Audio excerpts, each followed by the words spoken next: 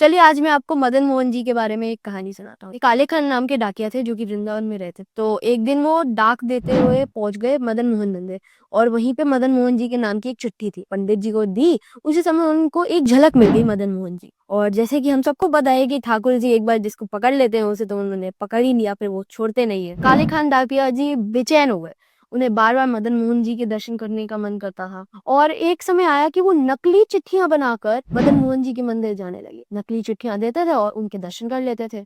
यहीं पर उनके धर्म में सब उन्हें कहने लग गए कि तुम दूसरे भगवान को पूजते हो तभी तुम्हारी कोई संतान नहीं हो रही। एक दिन काले खान डाकिया जी मदन मोहन जी से कहते हैं, मदन मोहन जी आप मुझे एक पुत्र प्रदान कर दो। और कुछ समय बाद उन्हें पुत्र भी हो जाता। अब पुत्र धीरे धीरे बड़े होने लगता है। उनका पुत्र एक दिन यमुना किनारे खेलते खेलते चला गया। वहां पर एक सांप ने उसे डस। जैसे ये बात उस पुत्र की माता जी को पता चली, वो दौड़ी गई काले खान जी के पास और कहती है कि हमारे पुत्र को सांप ने डस लिया। और उसी समय वो मदन मोहन जी के नाम की एक चिट्ठी देने जा रहे थे। वो मदन मोहन जी के नाम की चिट्ठी देने जब जाते हैं उतने तक पता चलता है कि उनके पुत्र की मृत्यु हो चुकी है। उनकी पत्नी उस पुत्र को उठाकर दौड़ी दौड़ी मदन मोहन मंदिर के पास आ जाती है और चौखट पर अपने पुत्र को लेटा देती और कहती है कि अगर ये भगवान है तो इन्हें जीवित करना ही पड़ेगा।